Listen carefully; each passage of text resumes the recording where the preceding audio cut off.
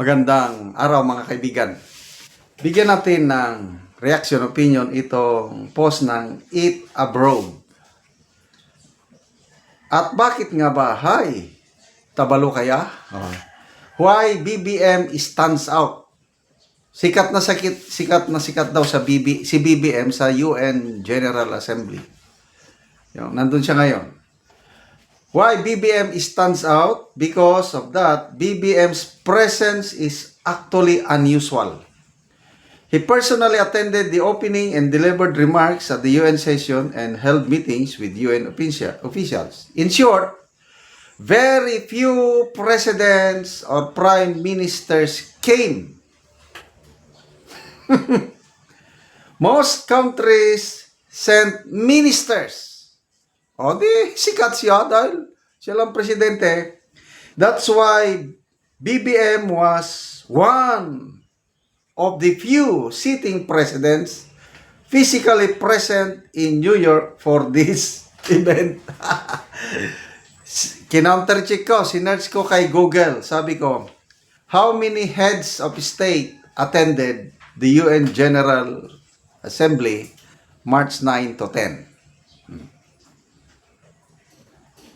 Ito na sabi ni Google. Based on information regarding the United Nations activities for that period, Philippine President Ferdinand Marcos was confirmed to be at the UN headquarters for a working visit on March 9 to 10 to address a special session of the General Assembly. Sabi dito, confirmed President Marcos.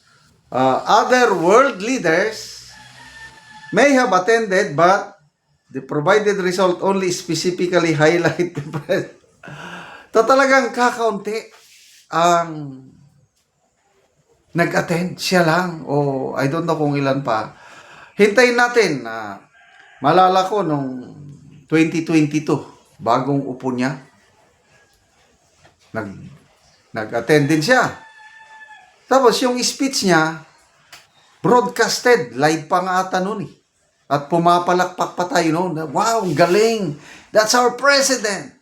Tuwan-tuwa pa tayo noon. Yung speech niya sa UN General Assembly noong 2022. Tandang-tanda ko pa yun eh. Nakalimutan kung ano yung sinasabi niya about West Philippine Sea.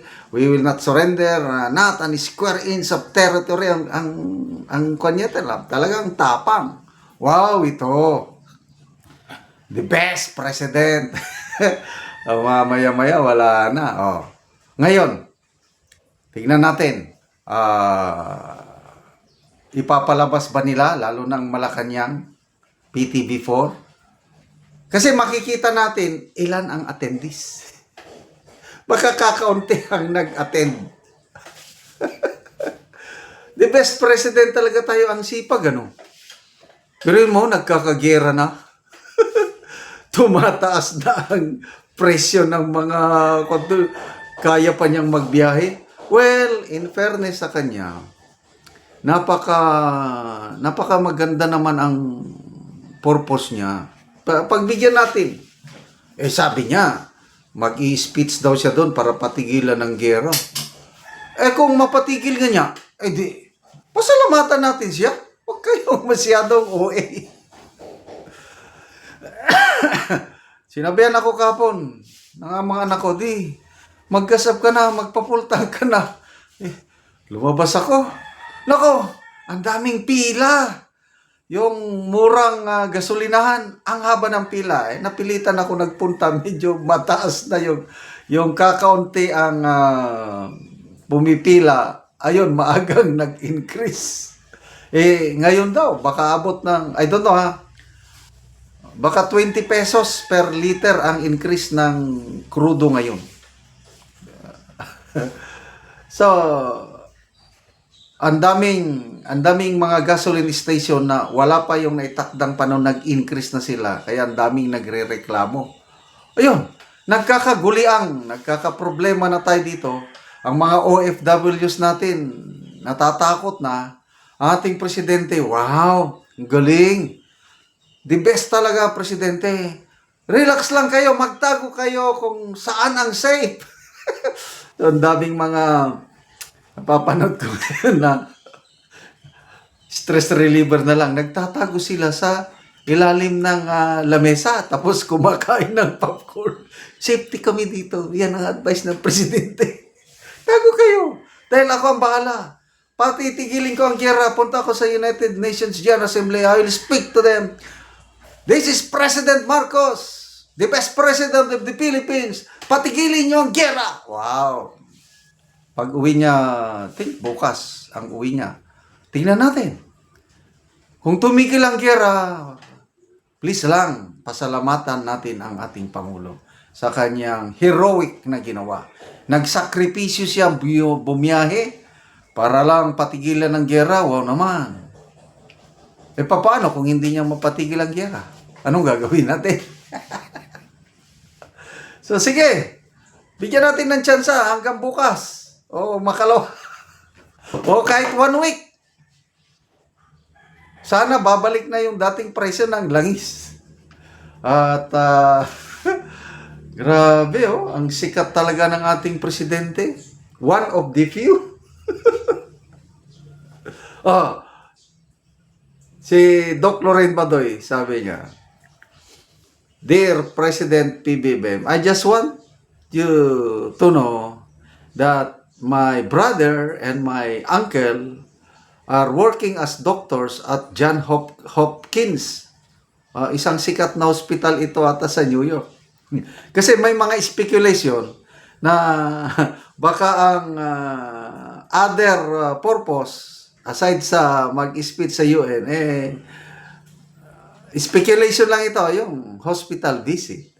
Alam nyo na, napabalita yung sakit niya. Kaya, I just want you, baka mabuking ka, may kapatid akong doktor, sabi naman ng mga nurses, ay, nurse ako dito. Pag makita ko siya, ako mabubuking. Halos lahat ng hospital sa US, may mga Filipino doctors, nurses, talaga, pag hindi sila mag-ingat, pagbigyan natin ang ating presidente kasi napakasipag niya. Salamat po, Mr. President, sa inyong hangarin na mapatigil ang giyera. Sana pakinggan kayo ni President Trump, Prime Minister Netanyahu at ang mga Iranian leaders para tumigil na po ang giyera. Salamat mga kaibigan sa inyong pagsubaybay sa ating channel. Nakakatulong kayo ng malaki sa tribong Talandig ng Bukidnon dahil ang income natin sa channel na ito is pantulong po sa tribo. Namimigay tayo ng libreng yero at pako para makapagpatayo sila ng mas maayos na tirahan. Panoorin nyo ang video na ito. Una ni sinanay ang natagaan og yero nga 68 ng edad. Una ni ang balay ni nanay nga pagatupan.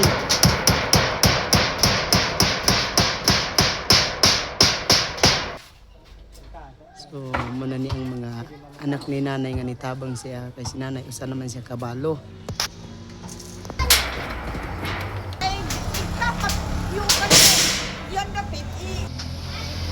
O karon naman na gid ang pag-atok sa balay ni nanay. So, maayo na gid nga tan-awon. Nakuha na gid tong mga yero nga mga buslot na mao na ni si nanay ang gitabangan. So, nanay nakaatop na gyud ka. Ay, salamat ka kay wa nagyoy ulan. Makatuyod ako gihapon, hindi na ka makagkungkong. Oo. Kaya na, wala nang ulan nila. Ato pa naman yun. Salamat sa ka. So, gitabangan ka nanay sa imong anak ug masamong nanay. Oo. Kay balo naman ka. Oo. Pila na nanay ka tuig sa imong pagkabalo? Magduha karong March 25. March 25, magduha na ka tuig. Oo.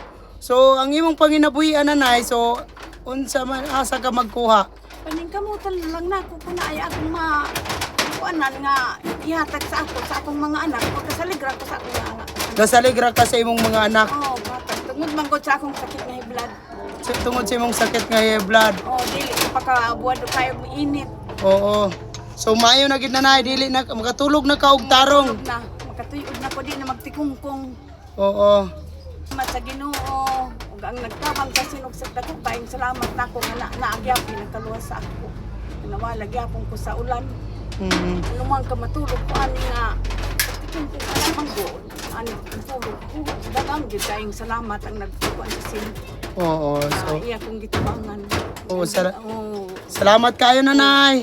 Salamat po sa sakrimen, sa Ginoo, bangan og sin. Oo. Salamat kayo sa nag